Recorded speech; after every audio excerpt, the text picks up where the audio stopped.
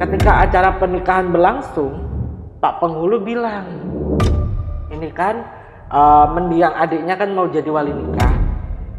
Udah nggak apa-apa, jenazah adiknya kalau berkenan taruh di sini.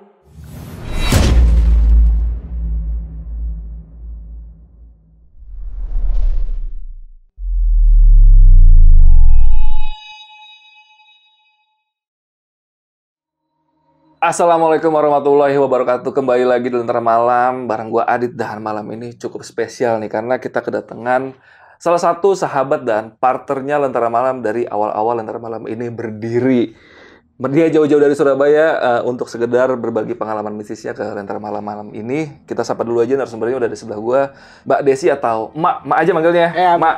Apa Halo, kabar, Mak? Adit. Dari Surabaya ya. Iya. Mau tahun baruan di Jakarta. Iya, benar. Bareng suami ya. Ini kejadian tahun berapa, Mak, waktu itu, Mak? Sekitaran tahun 2018 kan 2019 ya, Mas? 2018-2019, sekitaran tahun itulah ya. Iya. Sebelum pandemi berarti ya? Betul, sebelum pandemi. Karena pandemi itu malah kita nggak ada job. Oke, iya ya. Nggak ada job. Jarang ada yang nikah juga ya pas pandemi ya. Nggak boleh nikah sama pemerintah. Dan ini untuk daerahnya boleh dibuka nggak sih, Mak, tempatnya? Di Jawa Tengah, Mas Adi. Jawa Tengah ya? Iya. Untuk detailnya mendingan kita tutupin aja karena untuk menjaga privasi dari pihak keluarganya ya. Aman lah, Mak, ya? Nggak usah kita buka ya? Iya. Oke, jadi ini demi keselamatan, bukan keselamatan ya, demi privasi Menjaga keluarga privasi, dan ya. juga ya supaya Emak juga menceritakannya dengan lega, nggak ada beban kalau membuka sesuatu yang harusnya tidak dibuka ya, Emak ya. Iya. Karena terlalu private. Secara private. Karena ini cukup tragis lah kisah mistis ini. Jadi buat kalian wajib banget Sigma podcast ini sampai habis, jangan ada yang di skip, cukup skip iklannya aja. Tapi sebelum itu gue mau info dulu nih buat kalian yang sering DM ke Instagram Lentera Malam atau ke Instagram pribadi gue untuk minta izin bikin konten TikTok atau Reels dari potongan-potongan video YouTube Lentera Malam. Di sini gue mau infoin ke kalian kalau gue dan tim Lentera Malam sangat mengizinkan kalian untuk melakukan hal itu. Tapi cuma ada satu syarat yang gue butuhin. Setiap kalian bikin TikTok atau Reels atau yang lainnya, jangan lupa untuk cantumkan channelnya Lentera Malam. Yaudah, langsung aja ke lima ya, malam ini, Ma ya. Udah siap nih buat cerita nih? Udah siap. Oke, siap. Gak usah lama-lama lagi. Sebelum kalian denger ceritanya, kalian tonton dulu intronya.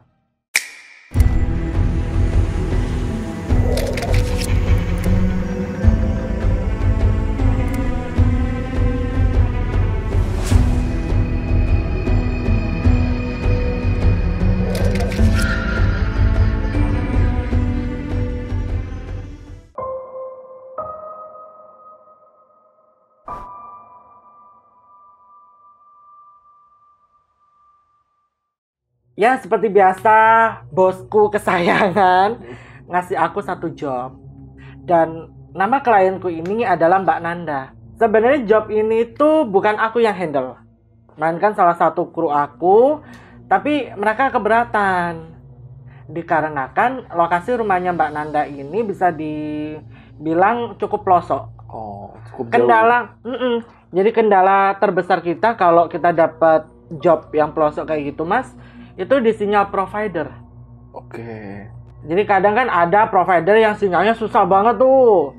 Teman-teman tuh pada kayak keberatan di situ. Iya, iya. Tapi kalau buat saya pribadi nih ya, buat aku pribadi nih ya Bang Adit, justru masalah terbesar tuh bukan sinyal provider. Masalah terbesar tuh andai kata ada salah satu tim aku yang tidak sengaja berbuat sompral atau sengaja cari gara-gara, lalu kita dapat masalah lah. Iya, Itu menurut aku yang masalah gede. Masalah besar itu ya. Iya, iya. Setiap kali aku mau dapet job, akhirnya karena nggak ada yang mau nerima nih, dikasihlah job itu ke aku. Oke. Jelas dong, Sami pasti paham kenapa harus ngasih job ini ke aku, karena ya nggak ada yang, mohon maaf bukannya sombong ya, nggak ada yang bisa handle, nggak ada yang bisa membackup anak-anak itu dengan baik. Iya, iya. Aku terimalah job ini. Dan Sam bilang, kita nggak usah terlalu banyak ngerekrut orang. Kamu rekrut aja 4 rekan kerja kamu. Jadi total 5 orang nih sama aku. Aku sebutin ya Bang Adit ya. Oke, boleh, Mas. Di situ ada aku, ada Mary, ada Mbak Lucy, ada si Dimas, sama satu lagi ada si Wahyudi. Panggilannya Wahyu. Kita pergi ke rumahnya Mbak Nanda ini awalnya itu diagendakan naik bus. Dikarenakan aku mabuk bus, aku mintalah sama Sam, ayolah Sam, jangan bus Sam, naiklah kita kereta gitu. Kalau bus tuh 7 jam dari Surabaya. Jauh juga ya. Dan ini lokasinya di Jawa Tengah, tapi karena privacy, kita memutuskan untuk tidak menyebutkan di mana nama kotanya. Akhirnya transportasi kita dipindahkan ke kereta api. Dan itu nggak sampai 5 jam kita udah tiba di stasiun itu. Dari situ kita dijemputlah sama kerabatnya Mbak Nanda menuju ke rumahnya Mbak Nanda. Benar lokasi desanya itu pelosok. Tapi alhamdulillahnya masih padat penduduk. Oke. Bukan yang berjauh-jauhan gitu loh. Dan selama di sana itu nanti kita ini agendanya tinggal di rumah budenya Mbak Nanda. Ada sih homestay di situ ada. Tapi dikarenakan jarak tempuhnya itu agak ribet ya. Ditambah kan kita kalau ngerias di hari-hari itu kan emang harus pagi banget. Subuh banget lah ya. Jadi ya udahlah, tinggal aja di rumah budiku Mbak, kata Mbak Nanda. Dan di situ ada 2 kamar. Kan kita total kan 5 orang nih. Jadi yang cewek-cewek tidur 1 kamar, yang cowok-cowok tidur 1 kamar. Singkat cerita, hari pertama di situ tidak ada, maksudnya tidak ada sesuatu yang aneh. Kita habis ngobrol ya, habis ngomong-ngomong lah segala macam, kita langsung diajak ke rumah budinya Mbak Nanda. Bareng budinya Mbak Nanda. Di situ kita dikasih tunjuk di mana di lantai 1 kan rumahnya 2 lantai. Di lantai 1 tuh ada 2 kamar tamu yang nantinya akan kita pakai. Sedangkan budenya Mbak Nanda sama yang lain tuh pada tidur di lantai 2. Malam pertama ini yang aku alami itu justru aku merasa heran dengan sikap dari adiknya klienku. Kita sebut saja adiknya klienku ini namanya Mas Joni. Usianya tuh tidak terpaut jauh lah sama aku, kayak sepantaran mungkin. Jadi di malam pertama itu kan ceritanya aku nggak bisa tidur. Aku nggak bisa tidur sampai itu hampir tengah malam. Aku putusin tuh nonton YouTube. Awalnya tuh kan aku kan suka banget tuh nonton YouTube-nya Nancy Judge. Aku nonton tuh kan, seru banget nih, konspirasi dan segala macam. Gara-gara aku nonton YouTube-nya si Nancy, akunya jadi paranoid sendiri. Tersugesti. Jadi aku coba alihkan nonton tutorial make up Tasya Farasya. Mengalihkannya ke sana ya. Biar lebih tenang lagi lah ya. Biar karena cukup jauh tidur, ya kan. Iya. Pas aku lihat tonton YouTube-nya si Tasya Farasya ini, aku ngedenger ada orang lagi main gitar di halaman belakang. Jadi sedikit informasi ya Bang Adit, dari rumah Mbak Nanda sampai rumah budinya Mbak Nanda itu kan berjejer rumah saudara semua. Dan halaman belakangnya itu saling terhubung. Tidak ada skat. Tapi di bagian belakang situ ada pohon beringin gede. Pohon beringinnya tuh rindang, enak, dan di bawahnya tuh kayak ada bayang gitu. Tahu bayang kan? Bayang apa tuh? Bayang itu kayak biasanya tempat buat leye-leye. Oh, kayak balai gitu kali mungkin. Kayak balai, tapi kan kalau balai kan ada yup-yupan nih, ada ininya kan. Itu nggak ada, jadi cuma kayak amben doang gitu, terbuat dari bambu. Biasanya dibuat mama nyilir sama gibah gitu di situ. Itu kalau sore ininya view-nya bagus, karena kan rumah Mbak Nanda ini bagian barat. Jadi sunset itu bagus, cantik. Tapi kalau malam nggak rekomen ya. Gelap plus itu kan pohon beringin gede banget itu. Pas aku tengok dari jendela yang ada di kamar aku dan memang view-nya mengarah ke situ, ternyata di situ ada Mas Joni. Mas Joni itu lagi gitaran di situ seorang diri. Sejak pertama kali aku ngobrol bareng keluarganya Mbak Nanda, memang Mas Joni ini menunjukkan kalau dia ini tipe-tipe orang introvert. Jadi kayak dia tuh pendiam, tapi berasa kayak lagi ada yang dipikirin gitu loh.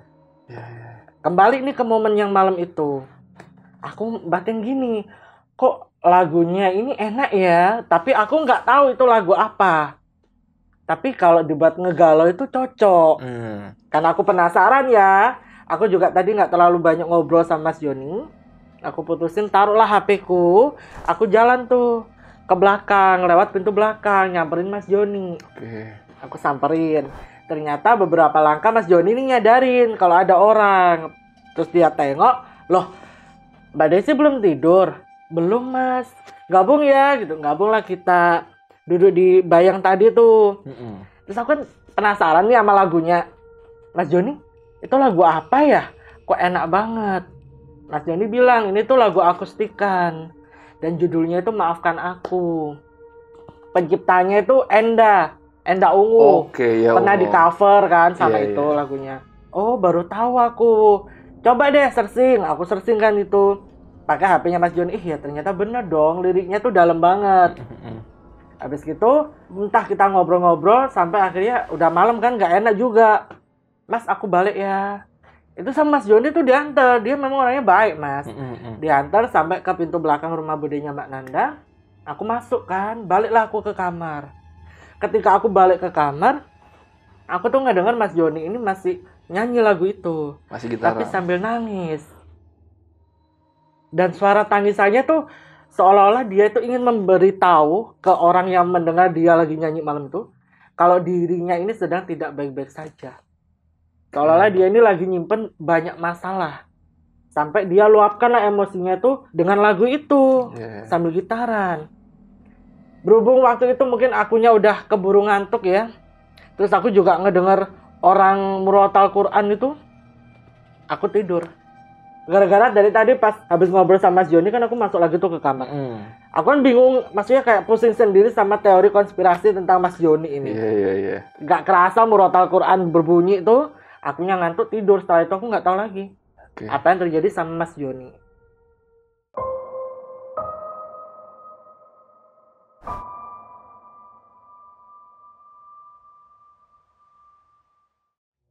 Besokannya di hari kedua nih Mas, itu paginya kita ada agenda bahas konsep sama Mbak Nanda dan keluarganya. Nah terus malamnya tuh ada acara walimatul nikah. Paginya tuh aku udah buat agenda sama teman-teman mau jogging. Karena rumahnya Mbak Nanda itu kan samping kanan kiri sawah. Jadi kalau buat jogging tuh kayak udaranya bagus banget nih, gitu ya. vibes-nya tuh kerasa gitu ya kan. Nggak taunya akunya bangunnya kesiangan. Sudah biasa itu. Kalau kita punya rencana jogging, pasti biasanya bangunnya kesiangan. Benar. Sesuatu kalau diagendakan tuh udah zong udah. Iya. Jangan terlalu berharap banyak. Ketika semua teman-teman udah prepare, akunya baru dibangunin. Dan itu udah sekitar jam 10-an deh. Iya. Akhirnya teman-teman bilang, udah bangun ya, kita harus bahas konsep nih. Mandilah aku ya kan, habis itu sarapan, baru tuh ke rumahnya Mbak Nanda. Kita bahas konsep, dan saat kita bahas konsep ini, itu Mas Joni sudah mulai menunjukkan gelagat aneh. Kan aku lagi duduk di latar depan tuh, bareng tim aku sama Mbak Nanda dan ibunya Mbak Nanda. Mas Joni tuh mondar-mandir dari depan ke belakang. Terus begitu pula terus kayak gitu. Mbak Nanda ini jengkel. Kayak seolah-olah nggak sopan banget sih, ada tamu nih. Adiknya dia digeret ke ruang tamu. Diajak ngobrol gini, kamu tuh kenapa sih? Jangan kayak gitu dong, hormatin tamunya Mbak. Di situ Mas Joni nggak tahu deh ngomong apa. Terus Mbak Nanda itu bilang gini, ini yang kita denger ya, karena Mbak Nanda ngomongnya agak keras. Kalau memang bukan jodohnya, ya sudah, lepaskan, jangan dipaksa. Jangan nyiksa diri kamu sendiri. Kamu harusnya bantu Mbak bahagiain ibu. Orang tua kita cuma ibu, tinggal ibu. Kan bapaknya Mbak Nanda udah meninggal karena sakit. Tolong dong, jangan kayak gini. Kalau kamu nggak bisa kuatin Mbak, terus Mbak ini minta kuatin ke siapa? Karena kamu tuh adiknya Mbak satu-satunya. Mereka kan cuma 2 bersaudara. Di situ mungkin ibunya Mbak Nanda ini nggak enak gitu ya, nggak enak hati anaknya bertengkar. Izinlah Mas Joni dibawa ke belakang, Mbak Nanda balik nemuin kita. Setelah itu kita nggak tahu lagi. Sampai selesai kan tuh Mas, bahas konsep. Malamnya ada acara walimatul nikah. Di saat semua orang ini sedang happy ya, dibaan. Kalau orang Jawa itu kan ada dibaan gini-gini kan. Semua orang tuh udah happy, kayak excited. Besok Mbak Nanda mau nikah nih. Mas Joni tuh satu-satunya orang yang pandangannya kosong. Kayak dia ini nggak punya, nggak ada rasa antusias gitu loh dalam dirinya kalau besok ini kakaknya mau nikah. Jadi selama acara berlangsung tuh dia cuma bengong gini. Bengong lah. Siapa Mbak Nanda ini kan punya sepupu namanya Mas Dio. Mbak Nanda ini minta tolong sama Mas Dio. Dio, nanti selesai acara ini coba kamu ajak Joni. Ajak Joni terserah deh main kemana. Biar dia ini bisa sedikit fresh gitu mungkin pikirannya. Biar besok itu dia bisa fokus jadi wali nikahku. Karena kan bapaknya udah meninggal. Iya. Jadi wali nikahnya Mas Joni. Disetujui lah itu sama Mas Dio. Selesai acara walimatul nikah, mereka pergilah naik motor boncengan. Karena udah malam juga kan, Mbak Nanda juga harus istirahat, besok akad nikah. Ya udah kita pisah tuh, kita balik nih ke rumah. Nah, setelah kita tiba di rumahnya budenya Mbak Nanda, kita tuh ceritanya nggak bisa tidur, Mas. Maksudnya aku, Mbak Lucy sama si Mary ini lagi ngobrol. Nggak berselang lama, hampir tengah malam deh tuh. Aku ngedenger Mas Joni itu lagi gitaran di halaman belakang dan dia tuh nangis. Aku cuma bisa deprok di kaca yang mengarah ke belakang itu. Nah itu posisinya Mbak Lucy sama Mary udah mulai kayak berusaha merem. Mungkin karena mereka ngedenger Mas Joni nangis kayak gitu, mereka kebangun. Tanya dong ke aku, kamu ngapain di situ, Des? Enggak, itu loh Mas Joni kenapa ya? Dari kemarin tuh nangis terus kayak gini, Mbak. Iya ya, dia kenapa ya kayak gitu ya? Nah, pas waktu itu mungkin karena kitanya lagi asik ngobrol ya, sampai nggak kerasa azan subuh, Mas. Lama juga ngobrolnya ya. Iya dong, namanya perempuan ya. Iya. Perempuan udah berusaha tidur, ternyata dibikin nggak bisa tidur gara-gara ngedengar orang nangis sampai segitunya. Tangisannya tuh kayak orang lagi patah hati, bener-bener kayak susah move on. Iya. Dan kita pun yang ngedenger nggak tahu masalah dia apa, sampai ikut bisa ngerasain kalau hati gue sakit banget. Makanya di situ aku, Mbak Lucy, Mary nggak bisa tidur. Begitu azan subuh berkumandang tuh ya, kita lihat lagi Mas Joni udah nggak ada. Kita mikirnya Mas Joni ke musola. Iya. Mungkin dia mau ibadah gitu ya kan. Sampai yaudah kita kan daripada bingung sendiri ya. Yaudah deh, udah nggak usah maksudnya sekalian nggak usah tidur, kita prepare. Karena aku sama Mary ini kan penakut. Kamar mandi budenya Mbak Lucy ini tuh, Mbak Nanda itu kan masih ada sumur. Nah tuh, aku tuh paranoid Mas Adit sama sumur ya. Takut ada yang muncul dari dalam ya. Apalagi kalau kita nonton film The Ring, aduh. Iya. Sumur tuh jadi kebawa-bawa. Aku bilang gini, Mbak Lucy aku mandi sama kamu deh. Jangan, kamu mandi aja sama Mary, aku mandi dulu. Mbak Lucy mandi dulu, barulah aku sama Mary. Setelah itu kita bareng-bareng nih sama Wahyu sama Dimas ke rumahnya Mbak Nanda. Mulai tuh aku ngerias ya kan. Ngerias Mbak Nanda, ibunya, saudara-saudaranya. Sampai ibunya Mbak Nanda itu menyadari kalau sedari tadi semua orang ini nggak ada yang lihat Mas Joni. Ibunya Mbak Nanda ini tanya ke Mbak Nanda, Nanda, mana adikmu? Kok nggak ada ini? Ibu cari-cari kok nggak ada. Loh, kan semalam keluar sama Dio. Aku yang merasa melihat Mas Joni semalam ngomong dong ya. Loh Bu, semalam itu sebelum azan subuh, aku tuh ngeliat Mas Joni lagi gitaran di pohon beringin belakang. Sendirian tapi sambil nangis. Pas azan subuh berkumandang, Mas Joni udah nggak ada. Dan saya nggak tahu, mungkin Mas Joni di musola belum pulang Bu. Oh ya udah, disuruhlah orang untuk ngecek. Ternyata Mas Joni ini nggak ada di musola. Habis gitu si ibunya Mbak Nanda ini aku ingat banget pas waktu ngerias Mbak Stevi, salah satu sepupunya Mbak Nanda. Ibunya Mbak Nanda ini punya firasat, beliau tuh mikirnya Mas Joni ini ketiduran di bayang belakang.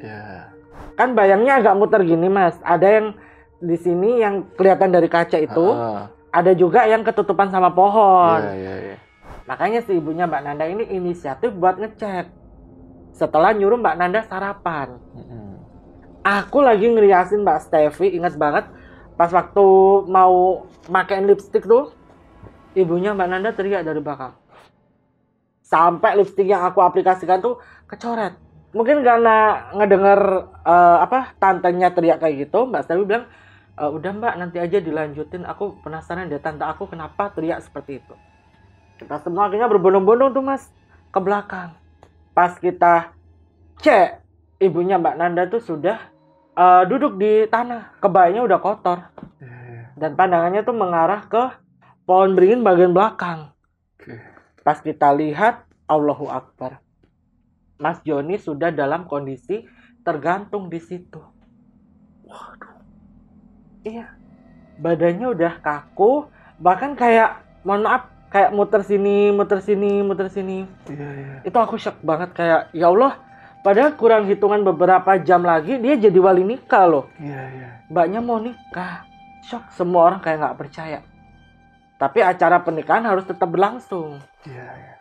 Ketika acara pernikahan berlangsung, Pak Penghulu bilang, ini kan mendiang adiknya kan mau jadi wali nikah. Udah nggak apa-apa, jenazah adiknya kalau berkenan taruh di sini, taruh di sebelah Mbak, biar dia ikut menyaksikan kakaknya ijab kabul. Dan Mbak Nanda gak keberatan, meskipun ya riasannya Mbak Nanda udah nggak karu-karuan. Iya. Seorang kakak mana yang siap menerima kenyataan adiknya meninggal dengan cara seperti itu di momen hari bahagianya? Adik satu-satunya lagi. Adik satu-satunya, dan mereka cuma 2 bersaudara. Iya. Jadi jenazah Mas Joni yang masih memakai baju koko, celana itu yang baju yang dipakai wali matur nikah semalam itu, digeletakin di sebelahnya Mbak Nanda, seolah-olah menjadi saksi. Iya. Kalau kakaknya menikah. Itu momen yang tidak akan pernah bisa aku lupakan. Aku baru kali pertama itu menjadi saksi hidup melihat ada seorang kakak menikah di samping jenazah adiknya. Yang mana adiknya ini harusnya jadi wali nikahnya.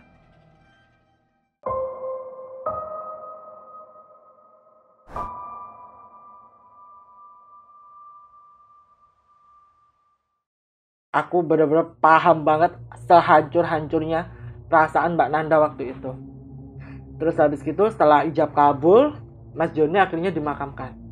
Diuruskan prosesnya, dimakamkan, dan besokannya kita pulang. Aku inget banget peralatan backup aku tuh belum aku beresin, Mas Adit.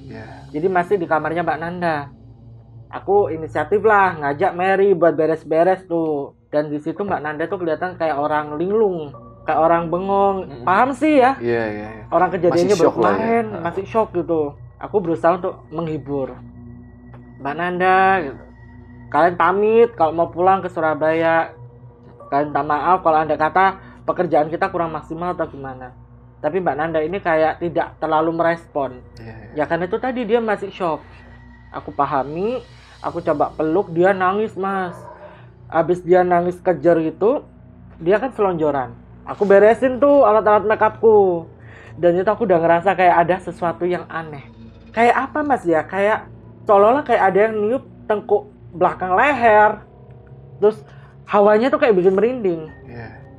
Habis selesai beres nih ya kan, Mary tuh keluar dulu. Habis itu giliran aku. Pas aku keluar nih dari kamarnya Mbak Nanda, itu kan lorong nih. Kalau ke sana tuh ke arah dapur dan itu disekat sama gorden.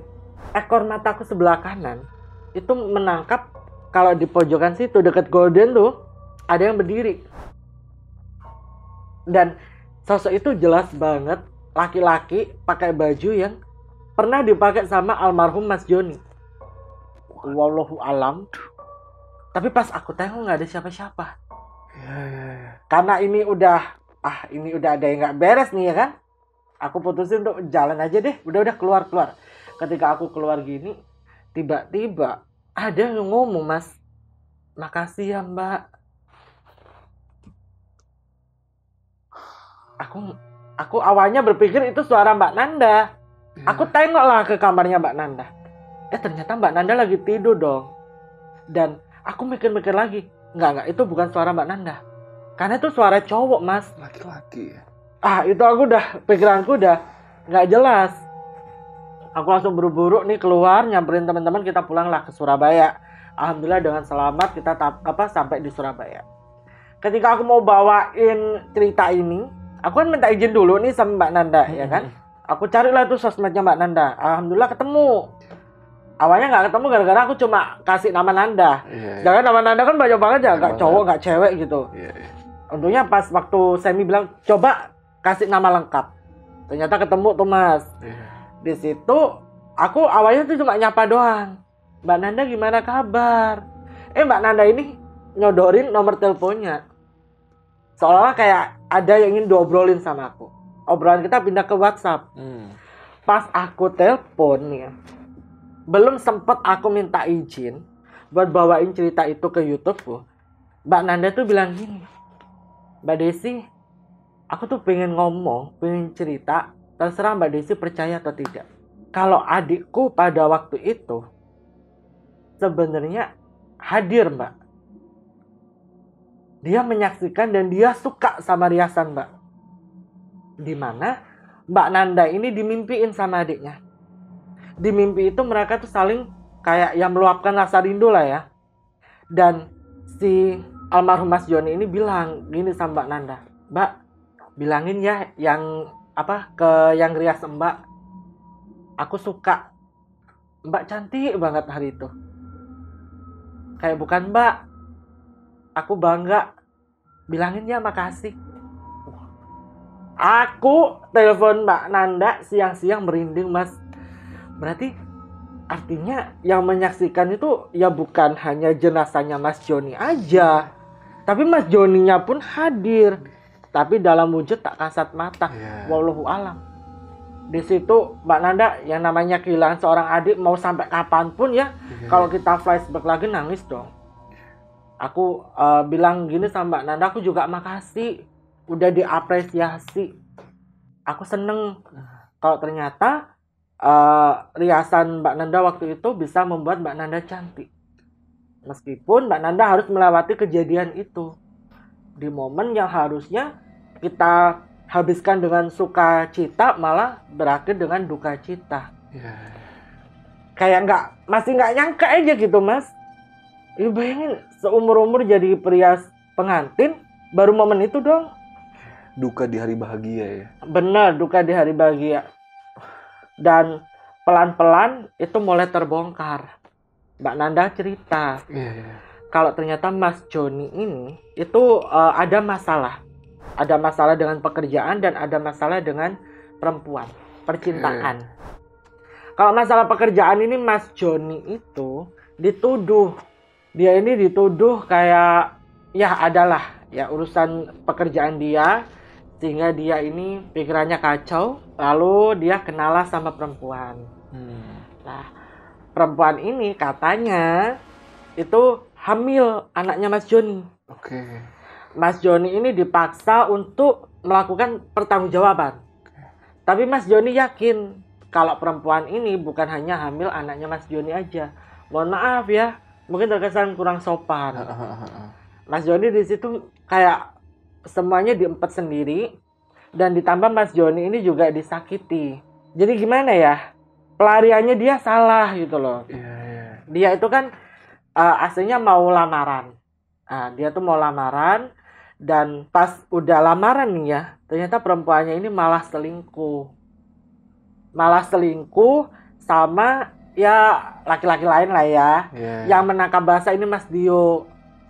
Mas Dio video lah itu, sama foto dikirimlah ke Mas Joni. Padahal itu mereka niatnya itu nikahnya itu setelah Mbak Nanda nikah. Ruwet banget ya masalahnya Mas Joni ya. Iya. Habis gitu Mas Joni inilah ya biasa orang laki-laki patah hati gimana sih Mas Adit ya. Nggak taunya kenal perempuan yang salah. Tambah numpuk itu masalahnya. Akhirnya mungkin dianya mencoba untuk mencari solusi, tapi ternyata dia menemukan jalan buntu. Dan entah apa yang ada di pikirannya sehingga dia memutuskan untuk mengambil jalan tersebut guna menyelesaikan masalahnya. Jalan yang benar-benar sangat salah ya. Sangat disayangkan. Padahal di situ Mbak Nanda udah coba kasih semangat. Dan kalau masalah perempuan ini Mbak Nanda nggak tahu. Taunya itu Mas Joni ini depresi gara-gara nggak jadi nikah. Nggak taunya Mas Joni ini juga ada masalah lain. Yang lebih complicated. Sangat dan complicated. Itu disembunyikan dari keluarga. Dan sebelum kejadian yang gantung diri di pohon beringin, dapat info nggak kalau si Mas Joni ini sempat juga mungkin beberapa kali ingin percobaan bunuh diri juga nggak sih? Lah kalau itu nggak dapat info Mas. Nggak dapat ceritanya ya? Bahkan Mas Dio yang sepupu paling deket sama Mas Joni aja nggak tahu. Nggak tahu deh. nggak tahu kalau Mas Joni ini sampai nekat. Maksudnya kayak tanda-tanda Mas Joni pengen mengakhiri hidupnya tuh nggak kelihatan. Nggak kepikiran sama sekali sama keluarganya ya. Cuman semenjak ada masalah dia batal nikah itu, dia jadi ini pemurung. Kepribadiannya berubah drastis. Dari sebelumnya. Iya, dari sebelumnya itu.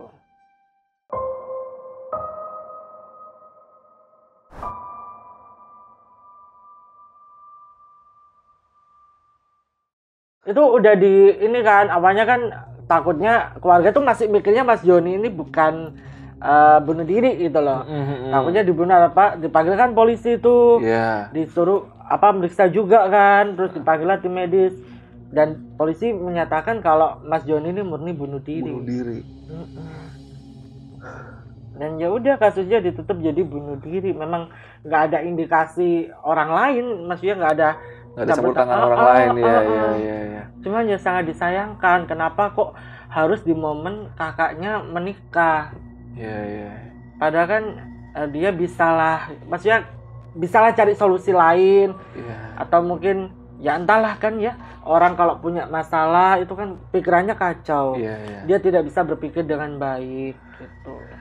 Nah ini kan emak dapat informasi nggak sih si Mas Joni itu meninggalnya, kalau dari otopsi atau segala macam itu dapat info meninggal jam berapa nggak sih? Lah ini pas diperiksa sama polisi itu ternyata meninggalnya itu diprediksi sekitaran jam 3:30. Jadi sejak jam 3:30 dan jenazahnya itu baru ditemukan hampir jam 9-an deh. Hampir mendekati ini kok, hampir mendekati ijab kabul. Jadi rombongan mempelai pria datang tuh baru tuh.